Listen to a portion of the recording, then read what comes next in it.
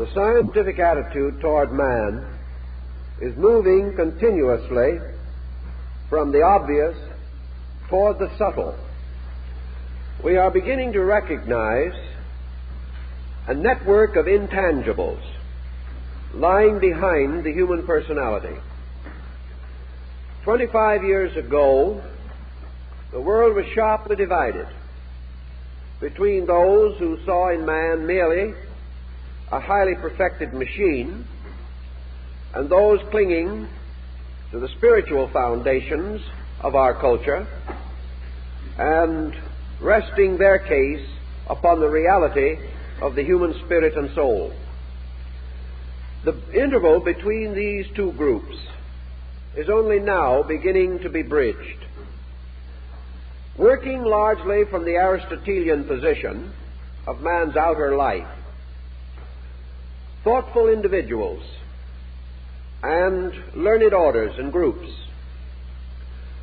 seeking to unfold and advance basic human culture are recognizing the mysterious background which lies behind the obvious conduct of the individual. We are now, therefore, developing a very common psychological problem, namely wonder about mystery.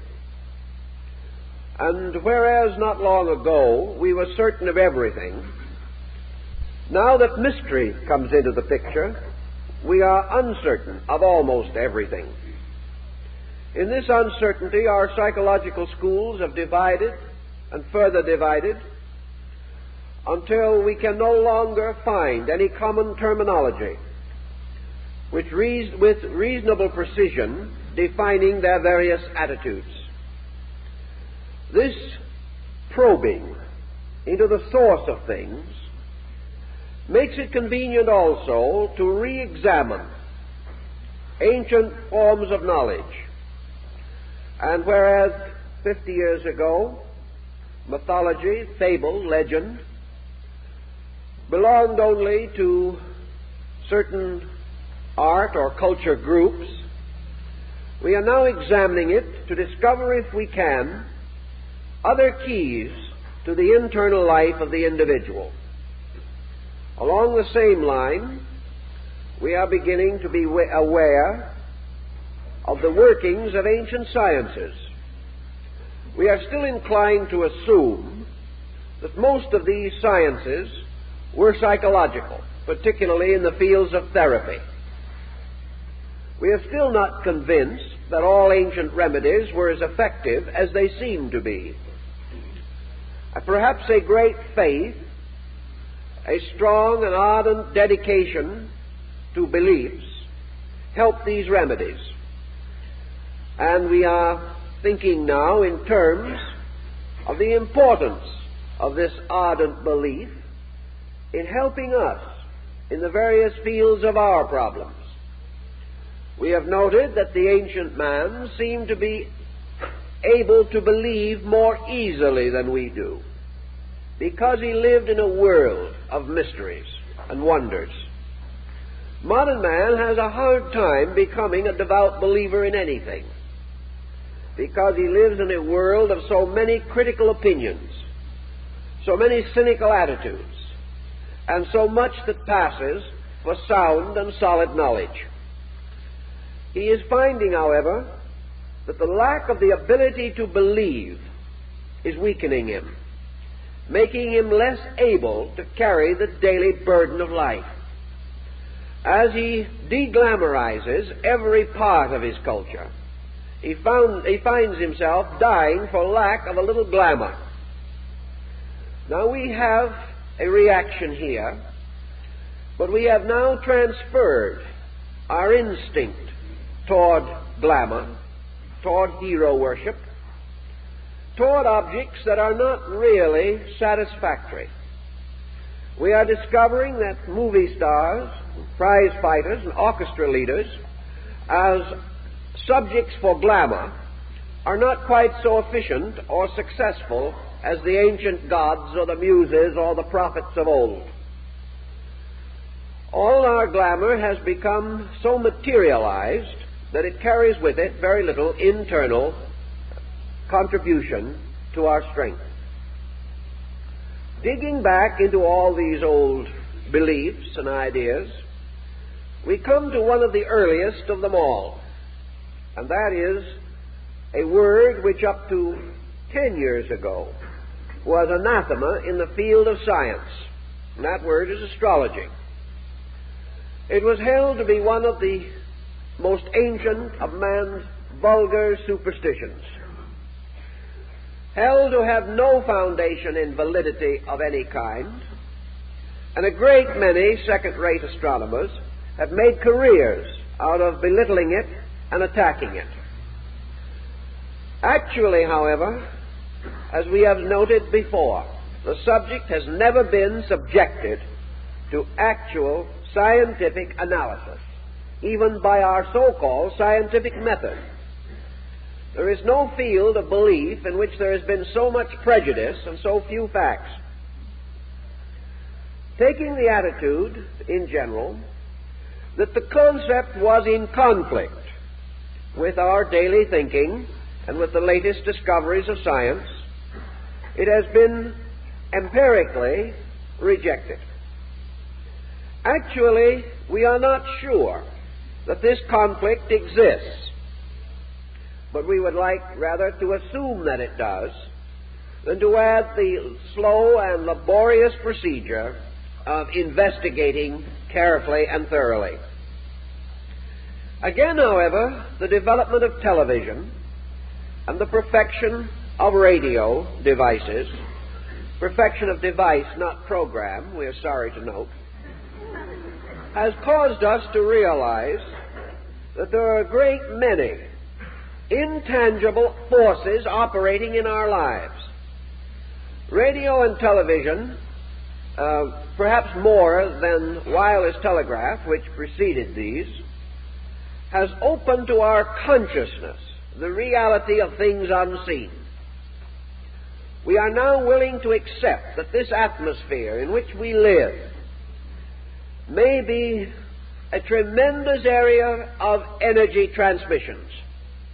We are willing to assume that through this room and through our own bodies, waves of energy are constantly moving, invisible to us. But we are not quite sure that their invisibility means that they have no effect upon us. If this effect has to be in terms of body impact, we can deny it. But if behind this body is an energy field, not so different from these very energies moving in space, are we certain that these universal energies have no effect upon our internal energies? Are we able to say with certainty that we are living in a universe of vital force, and yet we are immune to so many aspects and phases of this force, even though the force itself we must accept as the very source of our life? Thinking a little further in this particular field, we are now confronted with radiation, and to a degree with fallout. Radiation is much more subtle. We can imagine that fallout consists of minute material substances which can variously poison or contaminate us. But in terms of radiation, we are again in the presence of an invisible energy, and yet we are now convinced that this energy can kill, that it does affect us. And studies of the universal spectrums of various parts of cosmos and space now indicate that radiation is pouring in upon us in many, many ways.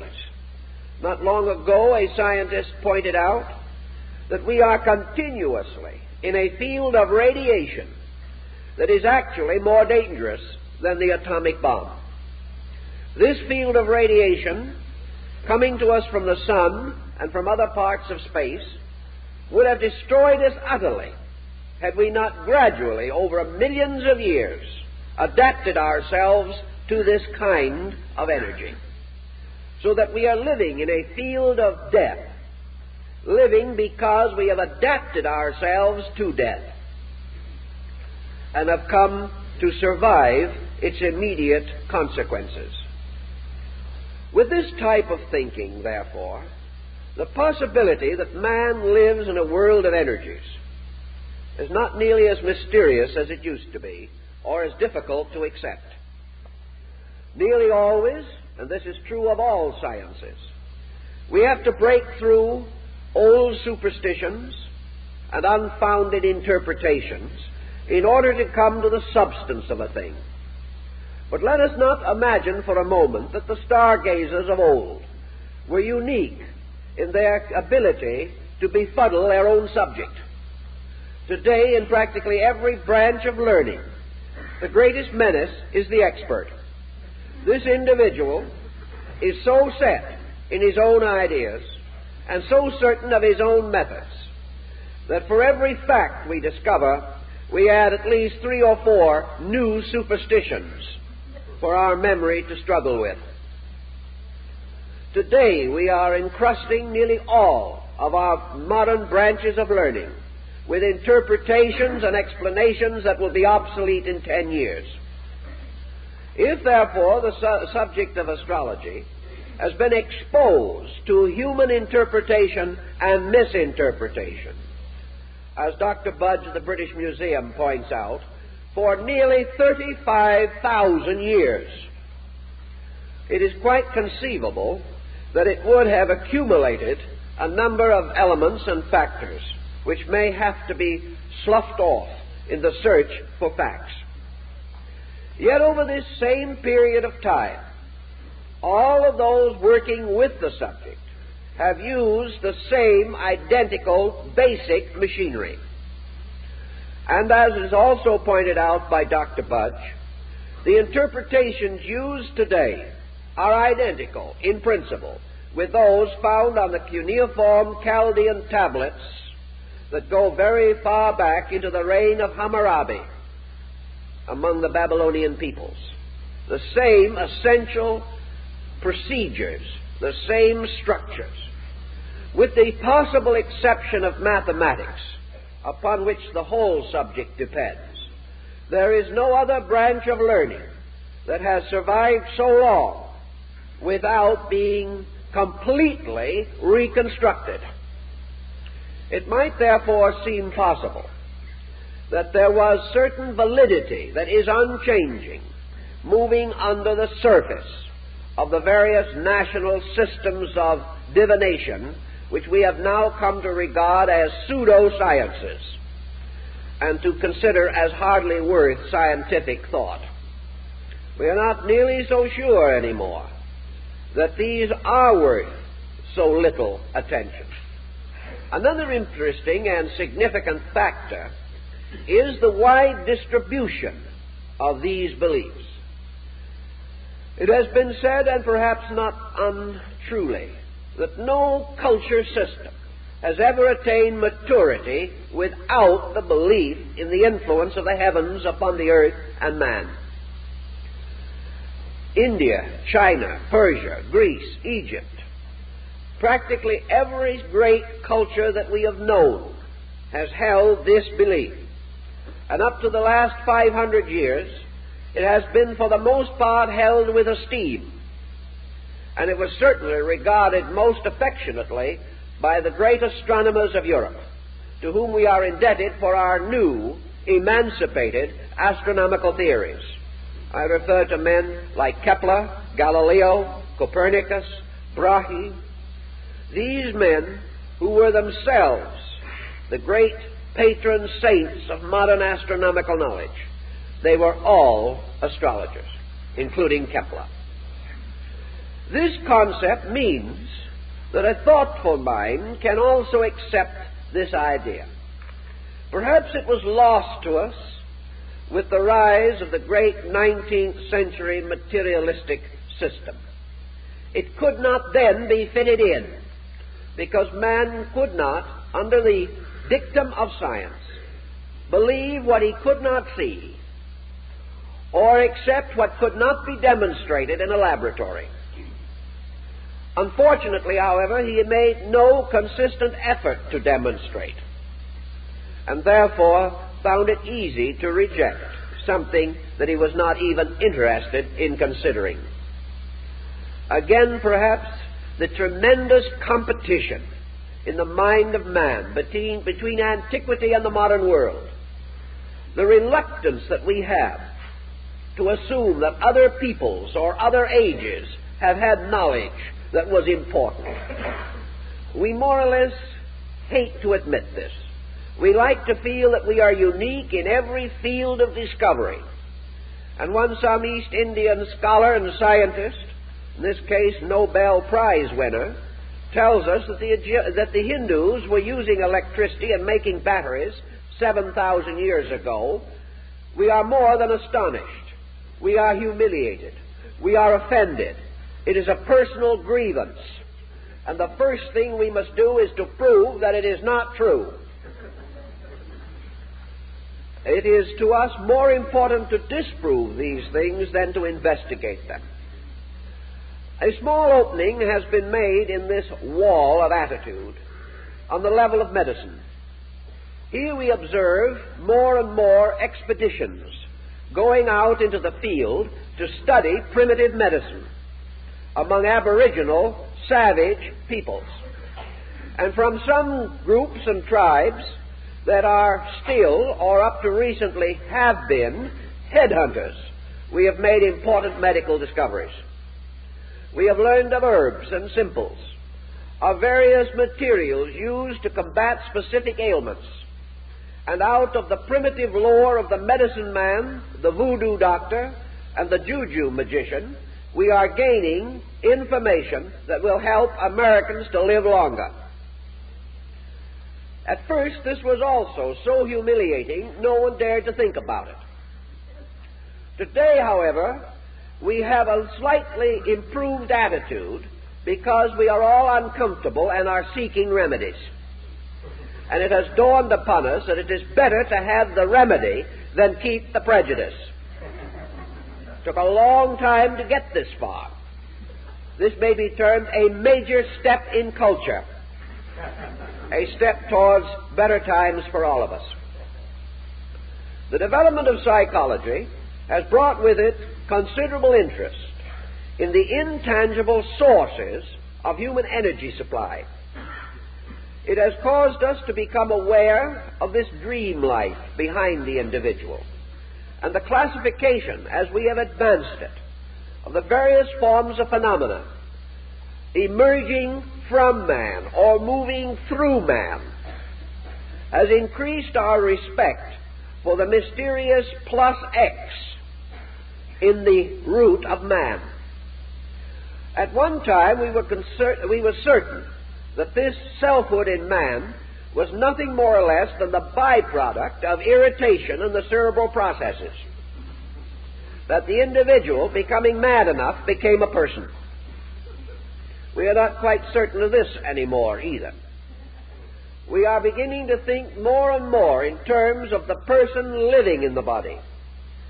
And we have suddenly come to the realization that an unseen, invisible, immeasurable quantity, which we call self in man, is responsible not only for his actions, but for this vast and wonderful conglomeration of attainments which we call the modern way of life. We are suddenly realizing that the skyscraper, that the atomic projectile, the airplane, all of these things emerge from something scientifically beyond access. That from man, as an invisible core, something not to be weighed or analyzed chemically, there is flowing constantly streams of inspiration, intuition, knowledge, thought, reason, and ingenuity, which pay off in terms of immense discoveries, tremendous conveniences, and innumerable inconveniences. Whatever this is in man is not an unmixed blessing. It is capable not only of making a tremendous contribution but of gradually transforming man into the problem child of history. With this gradually increasing respect for invisibles, science must ultimately turn its attention to new levels of demonstration. It must discover new sciences of itself, or restore them out of the past, by means of which it can approach reasonably, rationally, and so far as is possible scientifically, the mystery of the invisible at the root of all visible things in nature. Until it achieves this, it can never move from the sphere of effects to the world of causes. And all effects are suspended from adequate causes in nature. We like to think, of course, that visible effects are practical and invisible causes are impractical. Yet how shall we say that that is impractical, which, though unseen, becomes the power behind all practical works and labors? It is like some mysterious moral force, like man's urge to love. We cannot define it, we cannot explain it, but whatever good we have in our world has come from it. And the failure of this is the most dismal failure that can occur within the structure of human life. So we have these intangibles, and we must approach them scientifically. We must have something more than a grand admiration. We must be able to learn useful ways, useful applications, and also a proper framework upon which to build a common science of human understanding. Going back, therefore, to this rejected field of what we might almost call astrophysics, we are astonished to find a carefully organized field of symbols, of emblems and figures, of processes and formulas that have come down from the past. It would be astonishing indeed if so many thoughtful persons over so many thousands of years should have been completely addicted to a chimera. It is almost incredible that we could have so scientifically organized imagination. And at the same time, all things have to be tested by their utilities. And it is hard also to imagine that something which had no foundation in fact and was merely a flight of imagination could possibly have sustained itself so long in common admiration, nor could it have vindicated itself as frequently as it has done by the accuracy of its methods and pronouncements.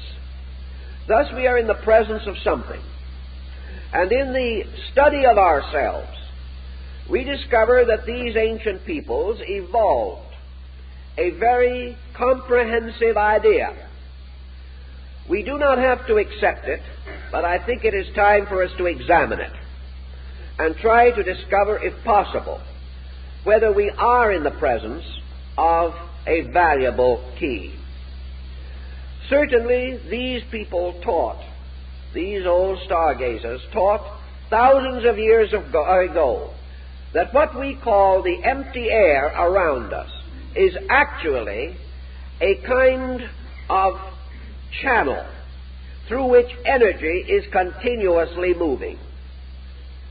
They taught us this while, for the most part, we had the dimmest concept of the meaning of energy. They believed, and in practice still apply the belief, that man is in the midst of an immense complex of forces, and that in some mysterious way these forces converge upon his internal life, and that from this convergence there are modifications in his nature and temperament, by means of which his outer life is also conditioned. Perhaps one of the simplest ways of trying to understand this is by the recognition of certain common, observable phenomena. Most persons are aware of the old family almanac, which was of the greatest meaning and significance to our farmer ancestors.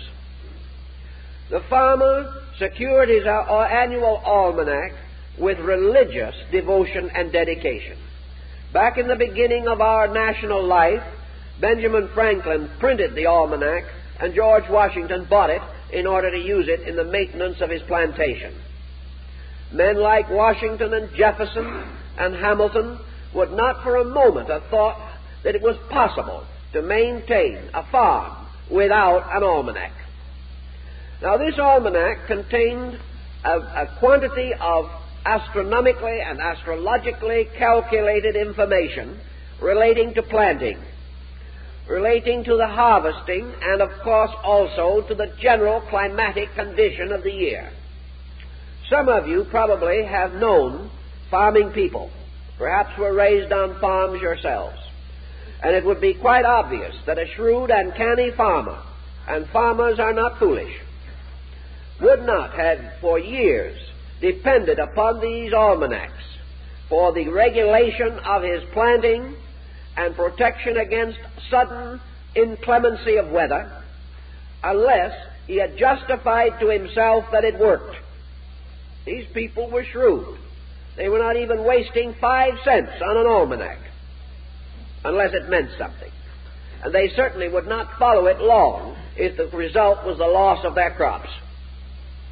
But that these things actually did have bearing upon planting has later been proved under scientific conditions in Arizona, where planting various vegetables at different phases of the moon shows distinct effect. That these influences do have some bearing. St. Thomas Aquinas, the great Catholic philosopher of the Middle Ages, pointed out that it would be incredible to assume that the moon, which it has the power to draw the waters of the earth and to establish the tidal rhythm of the seas, that such a powerful influence has no effect on anything except water.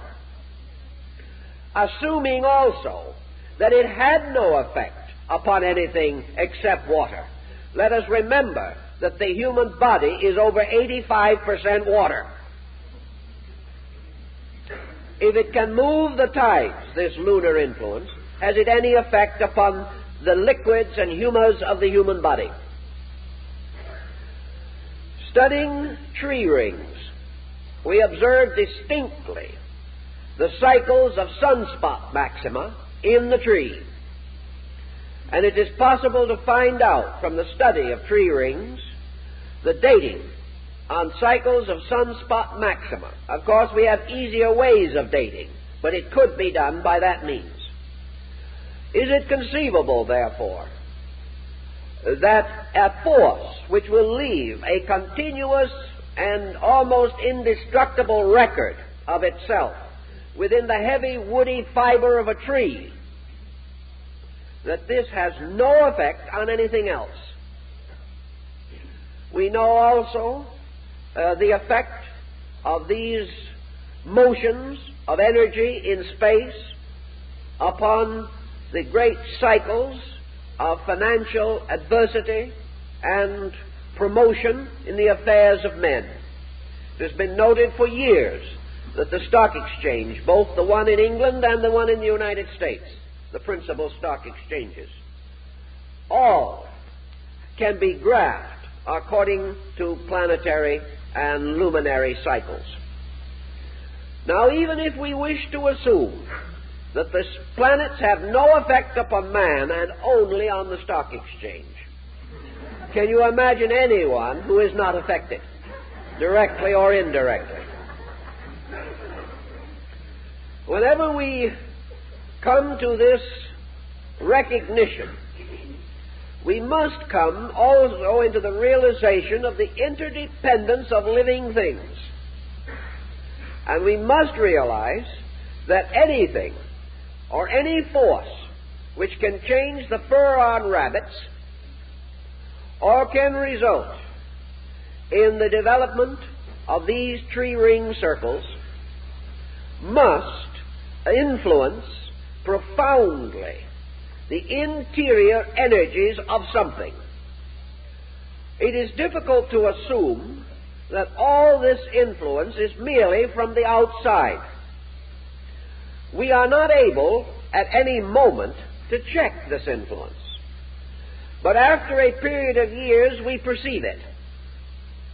And we are suddenly aware of a very subtle form of energy, modifying the conditions under which we exist. The Greeks held to this concept also, and Plato's great cyclic year, and his various periods of alternating fertility and sterility, by means of which the cultures of humanity are so profoundly affected. These observations remain true. The various phenomena which Plato described actually occur. But how shall we understand it? Not having a better explanation, is it conceivable that he could have been right, as he was in so many things? Could a man whose knowledge of politics, government, human philosophy, and religion be as profound as it was, and have survived so long to our admiration, been completely naive in something else of equal importance? It is hard to imagine that he could have been. And certainly we have no right to take it for granted. We must therefore at least make honest investigation. This brings us perhaps to one of our important psychological points. Namely, that as we know from the seasons that the energy availability differs at different parts of the year due to the inclination of the Earth's axis, we know that this is true because we can watch the coming of winter, and we can watch its disappearance again after the vernal equinox. We see the larger part of the Earth affected by this. We measure it in terms of human adjustment and non-adjustment. And today, parts of our eastern seaboard are blanketed in snow. We are not so blanketed here. Other parts of the world are now preparing for the glories of summer, such as our neighbors in Australia. These differences, we know, are due to astronomical phenomena. And we know that these differences affect the birth rate. We know they affect the death rate. And we recognize that untimely situations arising in the world's climate affect us economically, in the destruction of crops, affect us in the terms of health. Any physician will point out to you the seasonal epidemics. Also, we know the vulnerability of the sick, and we recognize that millions of people today are leaving extreme climates and gathering in our own delightful Southern California smog-infested atmosphere because they are tired of facing pneumonia every winter. This situation is obviously the result of a chemistry of universal factors. If the sun were not where it is, if the planets were not where they are, and if the earth was not in its present position among them, this entire group of circumstances would be totally changed. And man himself could do nothing about it. For in the presence of these elements, man as a person is hopeless and helpless. That these things, therefore, pound upon his outer life, we know. So we are presented at this time with two possible psychological schools of thought. One is that the effect of universal energy modifications upon man are due first to the effect upon his environment. There is no doubt that religions are the results of longitude and latitude. If the Finns had not lived where they lived, they would not have given us that beautiful classical religious mythological poem, the Kalevala. If the Hindus had not been exactly where they were, they would not have given us the peculiar interpretation of Hinduism that we have today. If the Japanese had lived somewhere else or under different conditions, they would not have had the peculiar flowery arts with which we associate them. Thus, the distribution of climates may definitely and does certainly affect body structure, social adjustment, degree of activity. It has a strong effect upon ambitions, motivations, and upon the contemplative interior life of the person. Thus, if man is the result of the town in which he lives, the books he reads, the friends he meets, and the relatives he has accumulated, so he is also subject to the seasons, the weather, the climate, the terrain in which he exists. Mountain people are different from valley people.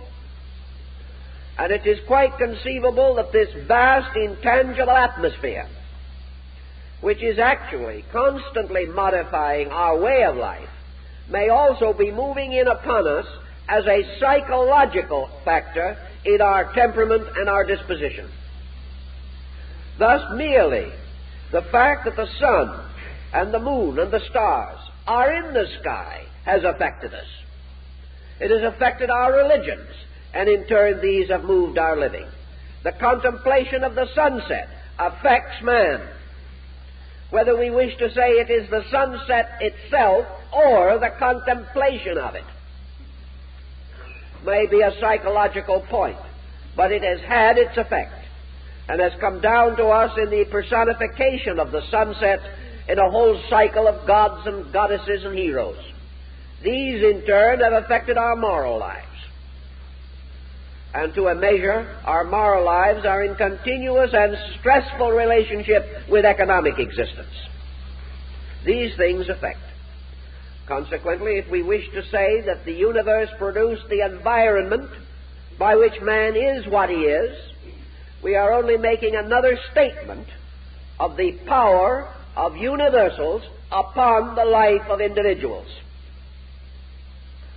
Now we know that man's actual existence, along with the existence of everything else that does exist, is due to participation in a life principle, that through man constantly something electric, magnetic, some strange life fluid essence pours and flows continuously. That in this essence also man has his existence, in the light and the air and space around him. For every part of himself that is tied to the earth, there are countless parts tied to space. We have become so accustomed to watch our feet and think of the solid earth beneath as a symbol of all reality, that we have forgotten that were we and are we separated from the space energies by which life is maintained, we will simply and do simply pitch forward upon the earth dead.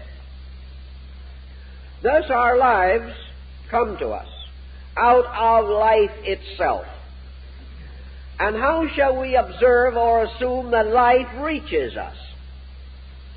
Are we to follow with the ancients that believe that the life of man really originates in the living spiritual being that ensouls the planet? Or are we willing or more inclined to assume that it arises from the tremendous energy fields in which this planet floats, suspended itself by one of the greatest mysteries of energy and motion? Thus assuming, and we must assume, we have no choice, that our energies, by which we can lift a hand, read a book, take a step, that these energies are invisible but absolutely real, and that without these energies we have no achievement, no existence possible. We have the telephone, we have the instrument on the wall or on our desk, We know that it is tied with a mass of wires and a network of stations and substations to phones all over the world. Yet if the current that moves within these wires and carries the message ceases, the telephone ceases to be important, although its physical structure remains undisturbed. It ceases to live. It is dead. Therefore, the energy which we cannot see is really a kind of divine power, and the instrument made for that energy is our acceptance of the reality of that power, and our desire to build a house for it, whereby it can live with us and serve us. But the instrument is the servant of the energy. Without the energy, the instrument is meaningless. And in the same way, the human body, about which we boast so much and so continuously, is an instrument. And without the energy that ensouls it, it is meaningless. It is unable to achieve any of the purposes for which it is intended. Now, we have not yet reached a point in popular thinking where it has occurred to us that this energy upon which we live may come to us in a conditioned form. We are fully aware that there are many energies in space, that there are planetary rays, solar rays, cosmic rays. We are now recognizing that we have a universe like a very intricately woven fabric, the very substances of this fabric being composed of energy, that this energy is subject to innumerable laws of its own kind, and that there is also various adjustments and conflicts between the laws of energy and the laws of matter. These facts are dimly coming to our attention. But now comes the gravest question that we know. This energy stream that sustains us, is it a pure, unconditioned stream? Is there nothing between this life principle and body? If there is anything between, what is it? Is there some reason, some archetypal pattern governing the distribution of this energy according to laws, according to principles, according to values? If such government exists, in what is it posited? What is the universal machinery by means of which the specializations, diversifications of energy are possible?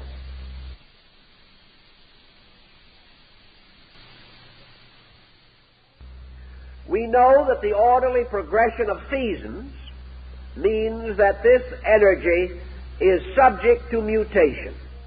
It is subject to being more or less available. We cannot say that the energy itself is more or less. But we do know that in a given area, at a given time, the energy allotment may be reasonably determined. That this allotment is not continuously identical with itself. That in some areas the allotment is greater than in others. And that this allotment is governed by laws of periodicity. Consequently, we have evidence, physical evidence, to prove that the flowing of this energy into form is subject to laws. That it is not just simply a great sea in which we all swim, but that it is a kind of ocean in which there are innumerable currents. And therefore, that because of the infinite diversity of the sea itself, in this case, it is able to sustain an infinite diversity of life. Studying this, the only answer that anyone has ever been able to advance, and Kepler probably did as well with it as anyone has, the only explanation to account for the control, regulation, systematic distribution of energy is the relationships between universal bodies. That just as surely as the comparatively insignificant inclination of the Earth's axis results in the vast phenomenon of seasons, that actually energy is specialized by relationship. and that it is not that the individual is nearer to it or further from it, but assumes various aspects in relation to it that constitute these modifications. That the continual motion of the heavens, with its innumerable universes and galaxies, extending into the uttermost conceivable and inconceivable fastnesses of duration, that this immense machine actually is responsible for continuous modification in the flow, volume, relationship of energies. Some of these energies, moving from remote areas, are of such long duration that they are like Plato's Platonic year, which lasts over 25,000 human years. Others of these relationships are so immediate that they are changing every few seconds. There are tremendous interrelationships of long and short time cycles, some extending into such infinities that we can scarcely calculate them. But every one of these cycles is supporting some organized movement in creation. And when these cycles end, these movements end. When these cycles are exhilarated or reach critical areas, critical situations arise, not only affecting man, but affecting the whole solar system and the universe. Thus we live within this tremendous field of energy which is being continuously modified. This modification undoubtedly is responsible for the gradual changes in human psychology. It makes available or less available mental energy, emotional energy. It results in world fatigues and the dying out of races and species. It also results in immediate and momentary fatigues, tensions, stresses, and the various problems with which we are familiar. If, therefore, we are seeking a formula, perhaps one of the simplest understanding formulas that we can have is that man, as a moral, mental, and emotional creature, is constantly interpreting the available conditioned energy upon which he exists. If this energy supply is lessened before it reaches him, we have one kind of phenomenon. If man, through his own development, structural or psychological, becomes resistant or inconsistent with energy which has reached him, therefore does not permit it to move through him in its proper causes and channels, we have another kind of modification. So man is suspended between a moving universe, and all motion results in qualitative modification. Everything that moves changes. And because the universe is infinite motion, infinitely extended, so every moment of the universe is different. Man living within this constant difference experiences one of the first dilemmas, namely that he cannot understand such motion. Therefore, through his ignorance and failure to respond, he does not keep pace with the motion of energy. As the interval between his own motion and that of energy increases, he comes into conflict with the very life principles upon which he depends for existence. Such conflict may well lie beneath the entire problem of human adjustment, physical and metaphysical.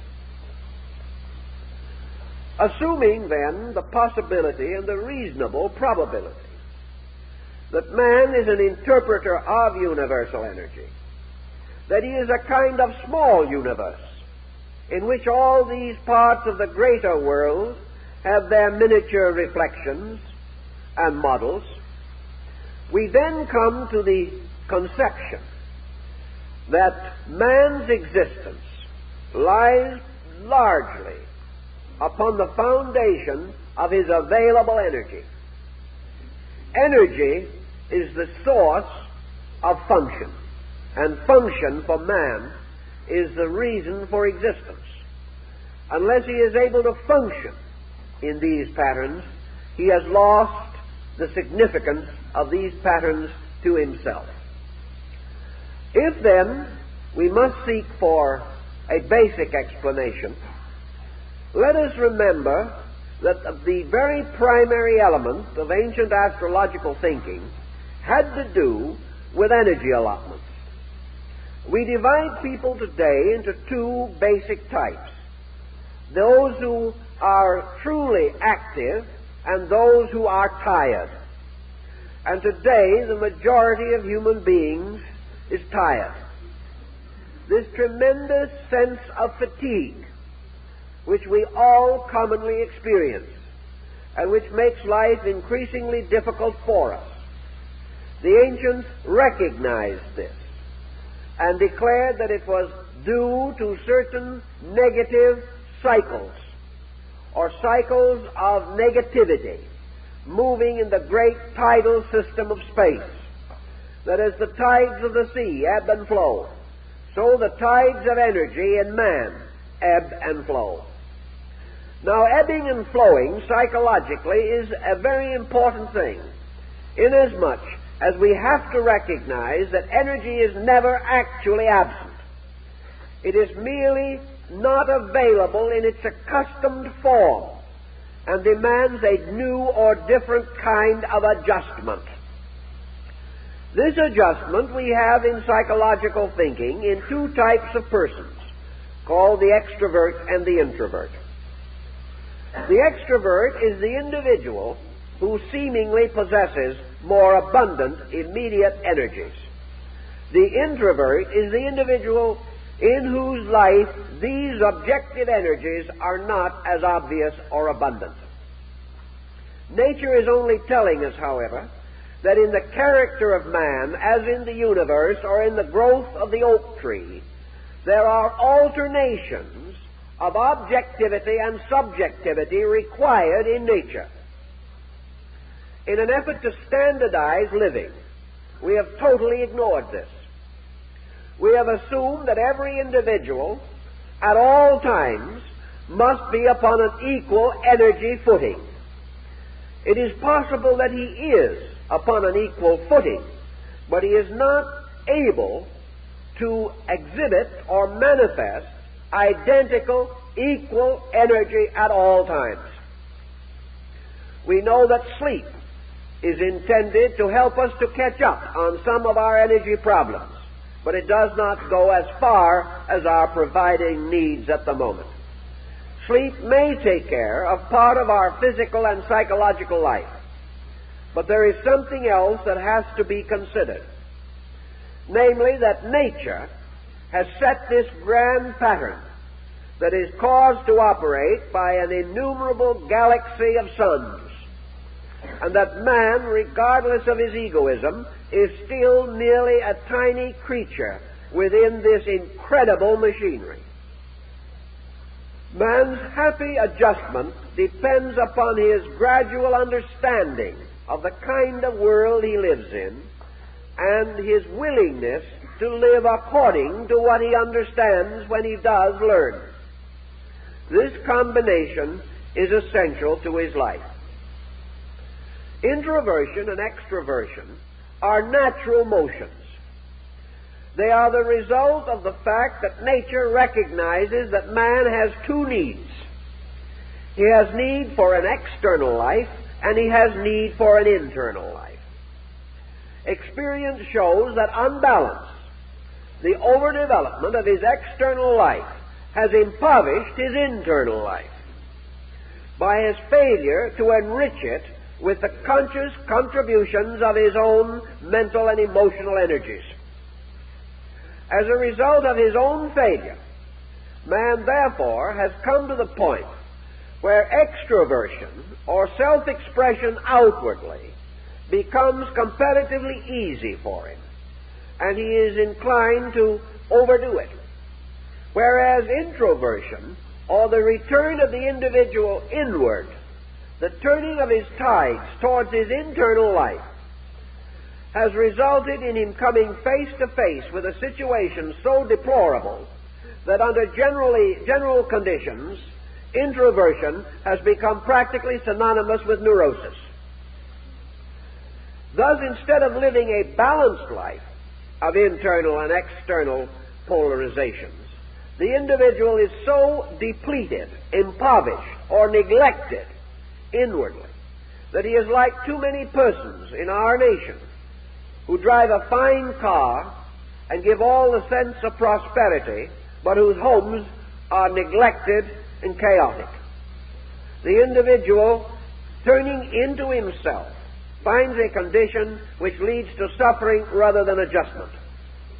This is nature pointing out a defect, for man should be able to move inwardly and outwardly without tension or stress, finding an excellent, important, and useful life in both of these polarizations. If his energies were available to him, such would be possible. Now, other factors also contribute to man's life, and there can be no doubt whatever that time and place do influence the entrance of the human being into material life. The time and condition in which a person is born is valuable. The important thing has been ignored psychologically, although it is accepted historically. Can we deny that an individual born at the beginning of the Napoleonic Wars was under a different type of environmental heritage than the person that was born, we will say, in the Golden Age of Greece? Now, both may have had their wars and their troubles, but it is not possible to say that the time and place of birth are meaningless. The time the individual is born and the place where he is born, these circumstances bring him into a particular relationship with the patterns of history, and also with the relations and customs and attitudes of tribes and nations, racial groups, and social structures. Man being born today is born into a social pattern that did not exist 100 years ago. We know that in living, the average person cannot psychologically outlive his generation. If he is forced into conflict with his own upbringing and the years of experience through which he has passed, he becomes discouraged and confused. Psychology makes a great deal of heredity. Astrology simply states that man's universal heredity is derived from his relationship to universal energy fields. Also, that the peculiar circumstance of his birth is a relationship between energy in the field of space and the energy of the individual himself. Therefore, there is a time to be born and a time to die. And these things are within chemical fields of relationships, which are exact and inevitable in nature. By means of such laws and principles, not only is universal machinery maintained, but also universal ethics. The rightness of things is made possible because of the immutability of the universal pattern in which we exist. Also, in studying their nativities of persons in ancient times, the old stargazers studied, first of all, the individual's personality. The personality is that part of us which we exhibit to others. This personality is the container, the vessel, into which energies will be poured. It also reveals the immediate use that we shall make of the energy available to us, a use which will be in some way unique or different from the use made by another person. Consequently, personality becomes the final distributor of man's personal energy. It tells us about his enthusiasms, his interests, and his attitudes. It gives us something of the degree of specialization in which his life will be patterned.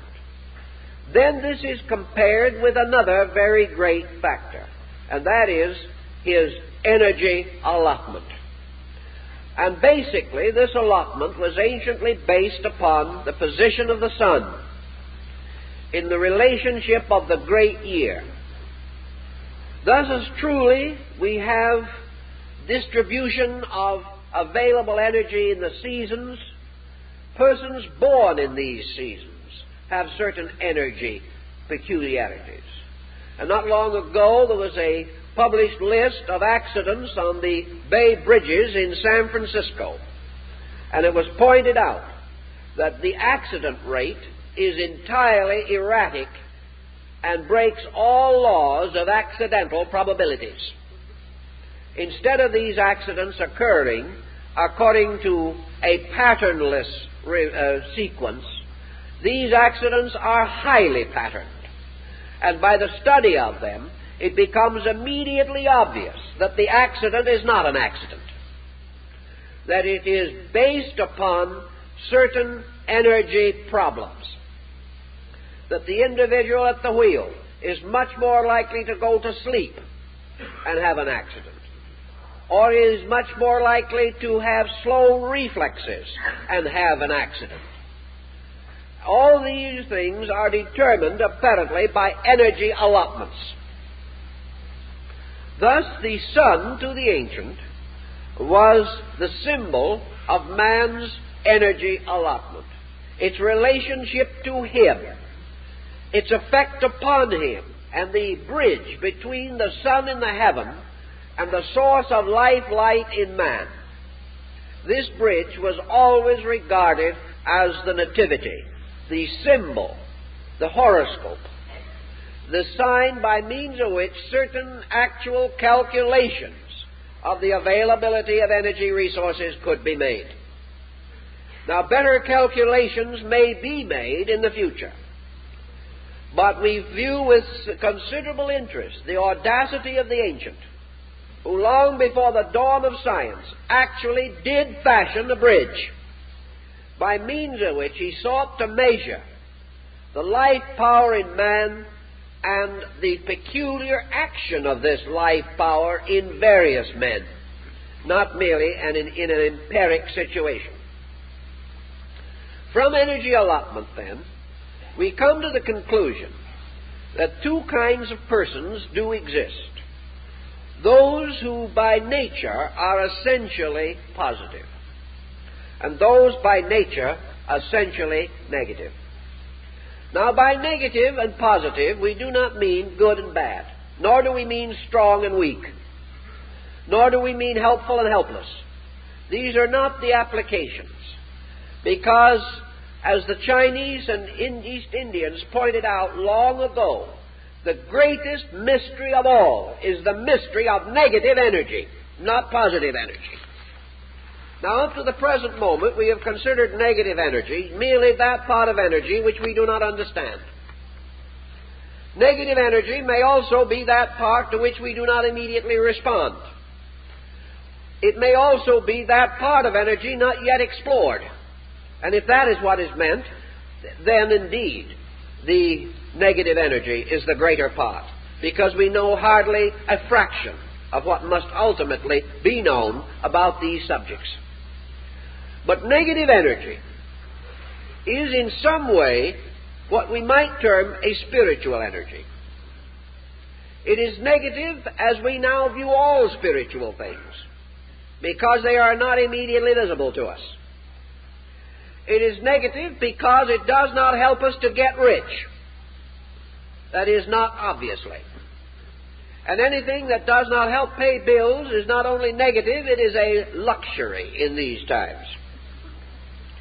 It is termed negative also because it forces man into one of the most disagreeable relationships he can endure, and that is into his own company. Negative energy is energy which has by its tendency a motion inward or away from objectivity. Negative energy, therefore, to us may be little more than a vacuum, but it is this vacuum that it conceals the mystery of deity. All things moving upon the levels of positive energy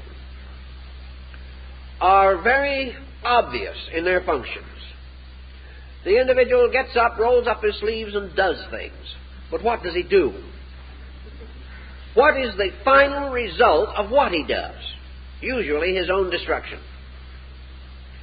By positive energy, he is led from one excess of action to another. Also, of course, he is led to a certain degree of material accomplishment. It is not that we should discount so-called objective energy. It is that we should recognize that, like nearly everything else that makes up our modern pattern, it is of secondary importance elevated to first place. That this so-called positive energy is leading us into a quantitative victory over the unknown, whereas what is termed negative energy is the secret of our qualitative victory. And of this we have very little knowledge or thought at the present time. Nearly all solutions to all problems arise from the individual who is able to become adjusted receptively to truth. Receptive adjustment, therefore, makes use of a kind of energy which is different from that which is used in material objective adjustment. Actually, receptivity appears to use less energy. Actually, it uses more of a very refined kind of energy, because receptivity is not negativity as we know it. What we call negative energy is simply an energy with a purpose which does not lie within the field of our ordinary experience. Yet upon this energy we must build, and we live because of it.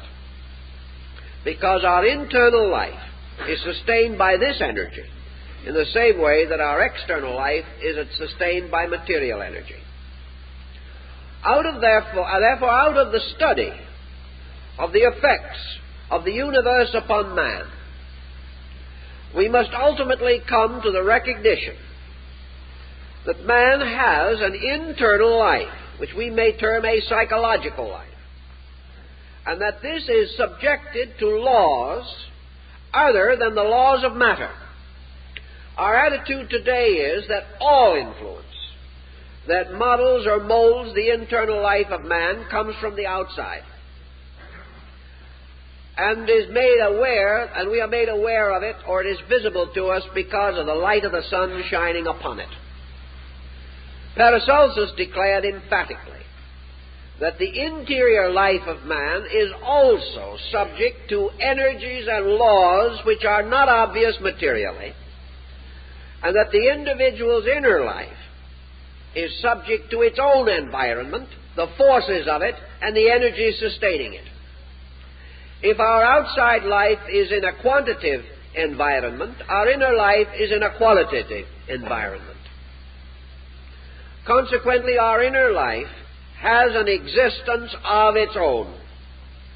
And this existence also has a nativity, has an endurance in space, and is subject to a kind of energy pattern. What we call psychologically archetypes are more or less proofs of this. For archetypes are forms set up in a formless state. They are kinds of entities which are not materially available to us, yet they become the actual motivating symbolic energy powers by which conduct can be and is modified. Thus, in astrology, the ancients were firmly convinced that man possessed an internal being, and that this internal being was subject to laws that must be discovered, and that these laws are not just the laws of material existence, but are laws relating to the controlled direction of electrical and magnetic phenomena. That the spiritual life of man operates in a field of energy, just exactly as the material life of man operates in a field of phenomena. That we must understand this energy, and must most of all adjust to it. The inner life of man has a normal or an abnormal adjustment with its own energy fields. When the inner life of man is completely the result of the pressure from the lower outer life of man, then this inner life is imprisoned, locked within a situation for which it was not intended. There was never a time in nature when nature intended the lesser to govern the greater. There was never a time in the constitution of man when it was assumed that the outer life of man could satisfactorily regulate his inner life. In every instance, the inner life must regulate the outer. Authority must be vested in that which is superior. When, therefore, the outer life of man, affecting the internal life, makes it difficult or impossible for the psychic field to operate normally in manifestation in this world, we have a psychotic.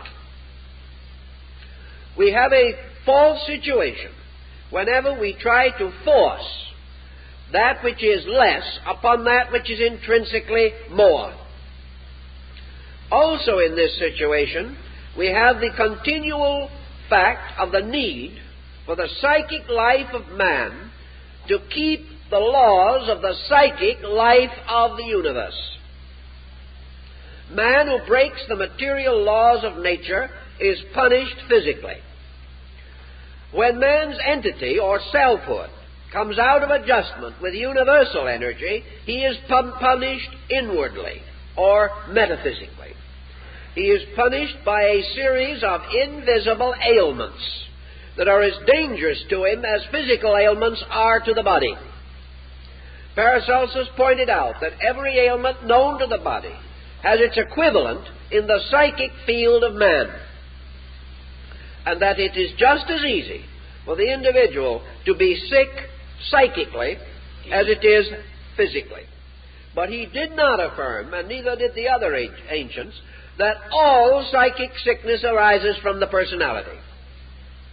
He assumed that psychic sickness arises from psychic disobedience, in the same way that physical sickness results from physical disobedience. And psychic disobedience is in harmony between the energy field of man and the great universal field which must nourish it. Inharmony of this kind may and does arise from several possible causes. The most common cause would be paralleling that of physical ailments, namely, that the individual's psychic field is unable to form a natural, proper adjustment with its own source of nutrition. That wherever this occurs, you have psychic stress. And wherever this occurs, you have something else that causes it. And the thing that causes it would be the equivalent of egoism or egotism. The individual who stands against the law, the individual who believes or thinks that he does not have to obey, the individual who takes an attitude of aggressive egoism in forcing his own concepts upon nature. His punishment for his arrogance is exactly what occurred to the builders of the Tower of Babel. As most ancient physicians and some schools of modern medicine point out, the greatest single cause of sickness is obstruction, that by means of which natural function is impaired. Bodily obstruction due to tension will impair body function and reduce health. Psychic tension, in the form of psychic stress, interferes with the distribution of energy on the psychic plane and makes possible the development of psychic ailments. If then the problem of the great cyclic year is taken into consideration, man must not only keep the laws of nature to exist, but he must also keep the laws of soul if he is going to exist. The laws of nature, these are simply man's way of naming energies. Laws are actually at least manifested through great orderly energy patterns. Wherever there is disobedience, it means that we have broken relationship with energy. Wherever we have gone our own way, regardless of right and wrong, we have broken harmonious relations with energies that were necessary to sustain us. And the ill result of our poor conduct is due to the amount of energy that is cut off. In the same manner, our psychic life is due to the energies which by various attitudes, complexes, fixations, etc., by which we crystallize or obstruct the motion of the psychic life of man. It is as though a fish in the sea tried to stand firm and prevent the tides, especially a very small fish, a minnow. This particular type of disobedience is ridiculous and is only possible because man does not understand. If he ever saw the facts, he would not be so foolish. Actually, however, adjustment with nature carries much more of an implication than we generally assume. Let us imagine that man psychically formed an adjustment with the great energy fields by which he lives. His adjustment must be almost a Buddhistic one. And perhaps this is one of the reasons why Buddhism will someday be of the greatest value in psychology. Man adjusting to universal energies, psychically particularly, where you have a much more volatile world of value, he is adjusting to motion. He is not adjusting to something that is fixed. He is not adjusting to a point where he has once adjusted, it will always be so. He is adjusting to something that is never twice the same. He is adjusting to something that is itself pure motion. Consequently, his adjustment cannot be a mental one, because the mind's thoughts cannot move that rapidly. It cannot be an emotional one, because his emotional climate cannot change so quickly. His adjustment must be one, then, of total acceptance of motion. Or everything which impedes motion or impairs it must cease in his own psychic field. And unless it does, he will continuously be subject to pressure. Now, such an adjustment is not negation. It is the most difficult of all possible attainments, because it means that the individual must be integrated in constant motion. He cannot merely lie back and float. He must function in motion. He must recognize that out of a moving core within himself, continually adjusting more completely to the energy patterns of space, he is unfolding, he is growing, he is moving with qualitative as well as quantitative motion. To achieve this is a very high end in learning and knowledge. And before he can achieve it, he must recognize the need of it. He must recognize, therefore, that the universe is constantly impelling him to subjective adjustment, is penalizing him for having a certain crystallization within his psychic life, by means of which his physical life is damaged and the unfoldment of his internal life is frustrated. To move with these energies, to be able to use them, requires a greater knowledge of them and their attributes, their qualities, and their keywords. And the ancient fashioned a simple little design on a piece of paper, which he called a horoscope, and in which he set forth, in an elementary and rudimentary manner, it is true, the pattern of man's most immediate adjustment situation. He was convinced in his old days that this pattern was valid, that it was the only form of learning known to man in which his personal relationship with the universe was revealed. That it was no longer a grand relationship, but an intimate one, in which the universe moving into man and through man, and man moving into the universe and through the universe, that these twofold procedures could be analyzed, classified, studied, and with sufficient pains and effort, the entire subject could be broken open and made available to the individual. On this line of thinking, then, I believe there is more work to be done, more work that should be done as soon as possible, in order that we can finally get at the subjective person, not merely as he is reflected through body, but as he exists in his own nature, and will begin to emphasize the importance of working directly upon this subjective being by the great disciplines of philosophy and religion, rather than to depend entirely upon reflex action from the external life. We are working in a clumsy manner. We are trying. We are much further than we were 50 years ago. But we still have a long way to go. And it would be nice to feel that everyone essentially interested will do all they can to encourage this research and not fall into the ancient pattern of pronouncing these things impossible or improbable. We live in a world where nothing is impossible. And the great thing that must be made possible is human adjustment. And until that is achieved, there will be no solution to the common disasters under which we must mutually suffer.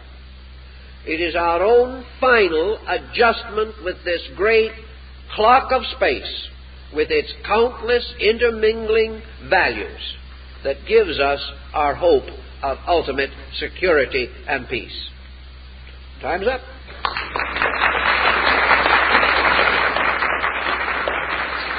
Now, not long ago, we had a number of folks came together and were talking about something, and someone said, yes, reincarnation is a very interesting theory.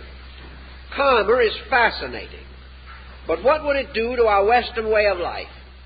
Supposing everyone started believing it here, living according to it, would it mean that we would have economic failures? Would it mean bankruptcy? Would the bottom drop out of the stock exchange? What would happen to our religions, our philosophies, and our sciences? If we lived and believed according to this doctrine, would we go forward 1,000 years or backward 1,000 years? It's an interesting theory and problem, so we're going to discuss it next week. We hope you'll all be here to share in this occasion. We have a little pamphlet called Planetary Influences and the Human Soul, which may be of interest in connection with the subject of this morning. We also have a book dealing with the primitive concepts of the principles underlying the study of astrology from a philosophic rather than a genelithiacal level. The subject is a philosophy of astrology. Don't forget our newest book, Collected Writings, which might make a nice Christmas present if you know friends who like our books and do not have this one. Our Lady of Dreams book has been used by hundreds and thousands of people for Christmas gifts.